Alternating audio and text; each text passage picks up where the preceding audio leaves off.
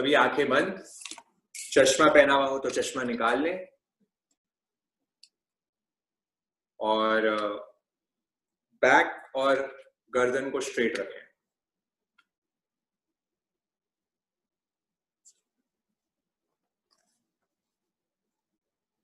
पूर्ण शांति,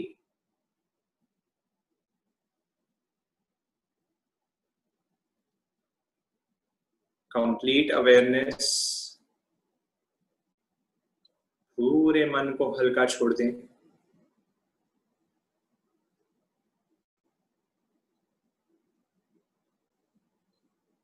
खुद को बहुत लाइट फील करें। कोई दबाव नहीं, कोई तनाव नहीं। मन को पूर्ण रूप से हल्का कर दें। ध्यान में सबसे अनिवार्य थिंग है आपकी बैक का स्ट्रेट होना और गर्दन का स्ट्रेट होना।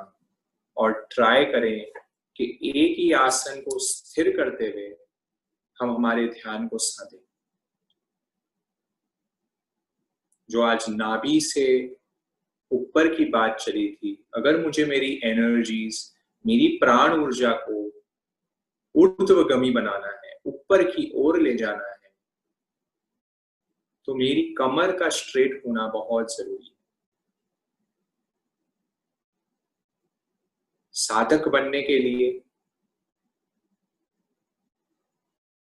रीढ़ की हड्डी, जिसे हम मेरुदंड भी कहते हैं, इसका स्ट्रेट होना 90 डिग्री में होना बहुत आवश्यक है।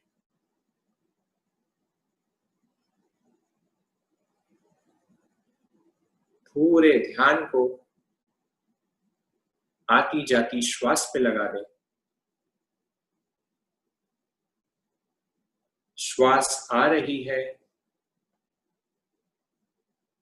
तो जाने श्वास आ रही है, और श्वास जा रही है तो जाने श्वास जा रही है।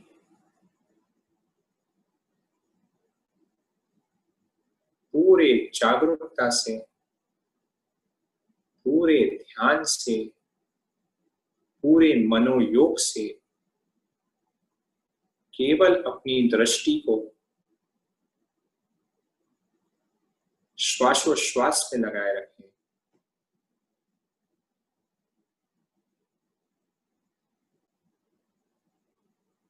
एक भी श्वास ना आपकी जानकारी के बिना अंदर आ पाए और ना बाहर जा पाए।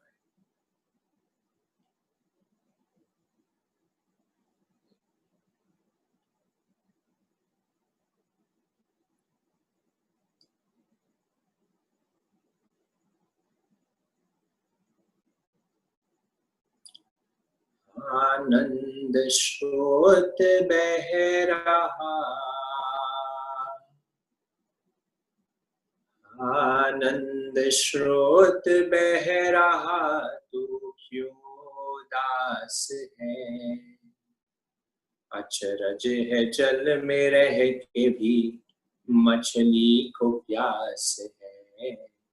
अचरज है जल में रह के भी मछली को प्यास है। उठ ज्ञान चक्षु खोल के तू देख तो जरा।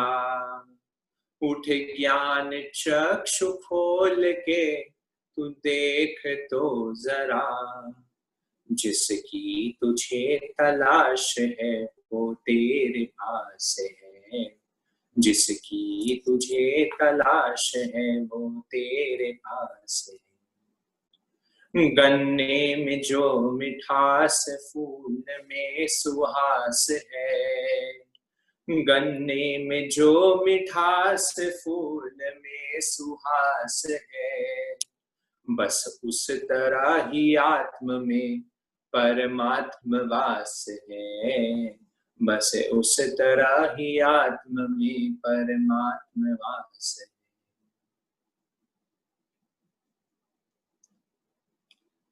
ये पूरी साधना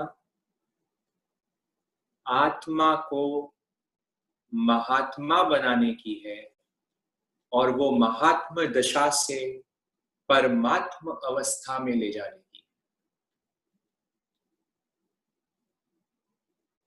और आत्मा को महात्मा बनाने के लिए सबसे पहले आहार शुद्धि बड़ी आवश्यक है।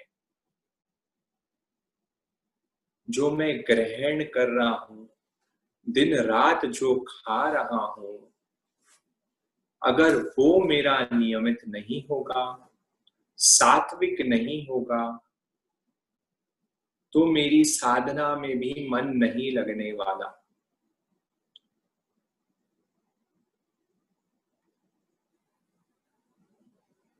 श्वास का संबंध भी आपके आहार से है।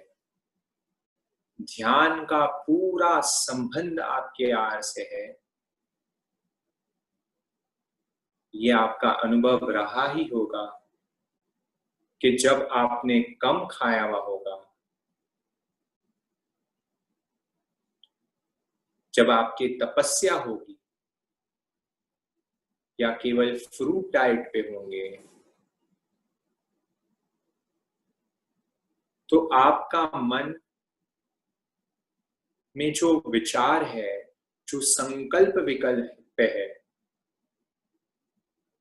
वे बड़े ही शांत हो गए होंगे, बहुत कम हो गए होंगे और मन का संबंध पूरा श्वास से है।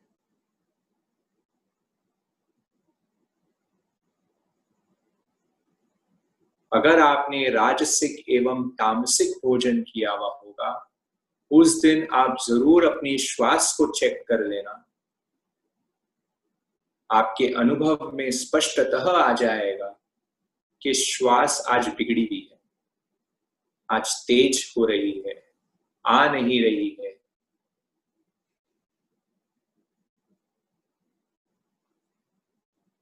इसलिए इस साधना के मूल में, ये ध्यान साधना के मूल में जो सबसे पहला चरण है वो श्वास से शुरू होता है। श्वास को देखते देखते हमारा मन शांत होने लग जाता है।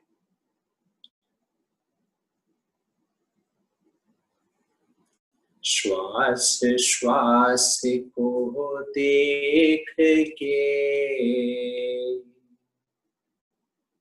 मन अविचल हो जाए,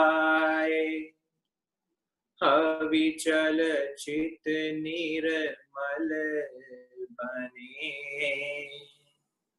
सहज मुक्त हो जाए।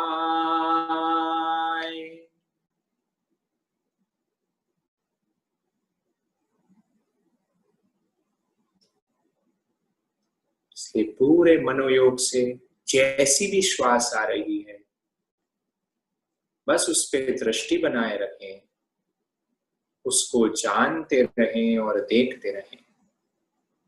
ज्ञाता एवं दृष्टा भाव बनाए।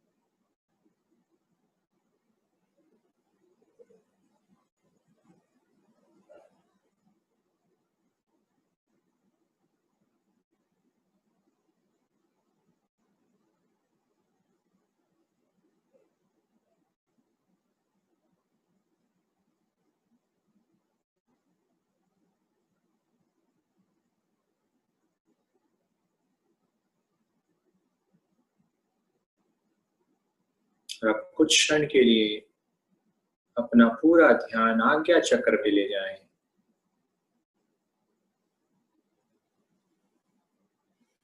हमारी विल पावर, हमारी दृढ़ता को मजबूत करने के लिए आज्ञा चक्र का सशक्त होना बहुत आवश्यक है।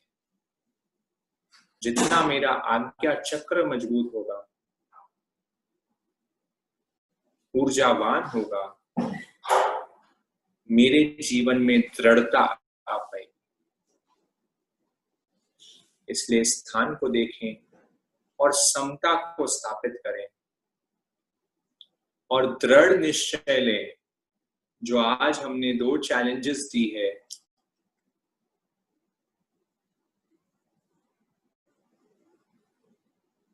खाना एक ही साइड से खाना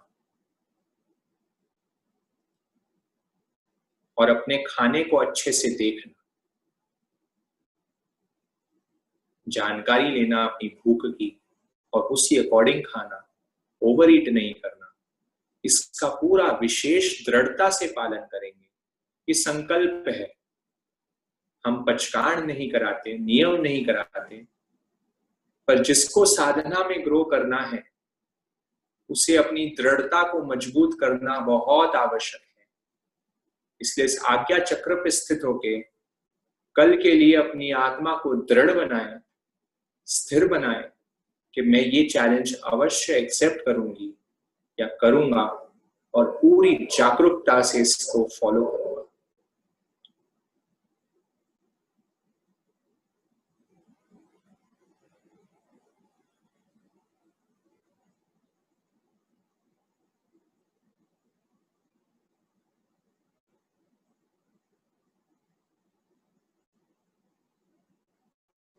समय बहुत कम है, दिन प्रतिदिन हमारी आयु जाते जा रही है, कम होते ही जा रही है। इसलिए अब जीवन में क्षण मात्र भी प्रमाद नहीं करना है, जागरूक होना है, हर चीज के प्रति जागरूक होना है। इसलिए जहां से शुरू किया था वहां से ही अंत करने का प्रयास करता हूं। अपने जीवन के जौहरी स्वयं ही बने,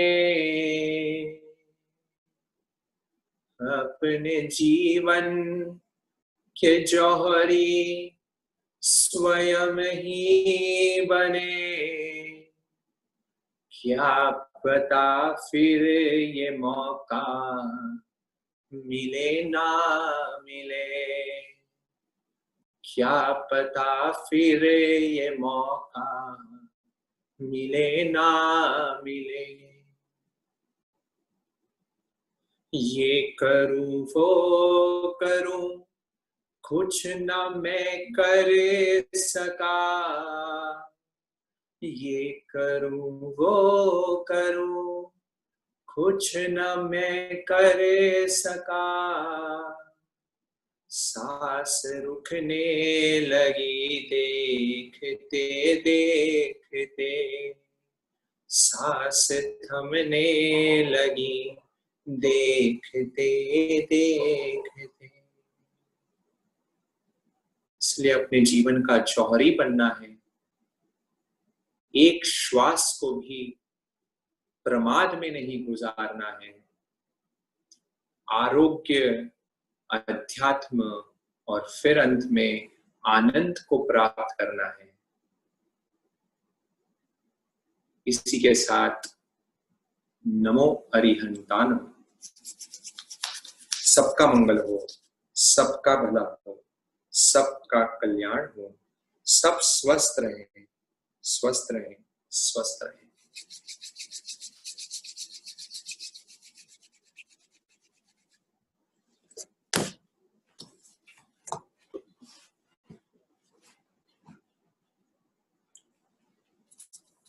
सभी को सादर जय जयेंद्र और बहुत बहुत क्षमा याचना। अगर शास्त्र विरुद्ध कुछ बोलने तो उसके लिए बहुत बहुत क्षमा याचना। और आप सभी जन इतने उत्साह के साथ वीकडेज में भी, लॉकडाउन के बाद भी और 49वां दिवस होने के बाद भी जो आपकी कंटिन्यूस मोटिवेशन है, जो आपकी जिज्ञासा है जिनवाणी को सुनने की, उसके लिए बहुत बहुत आभार सभी जनों। तो अब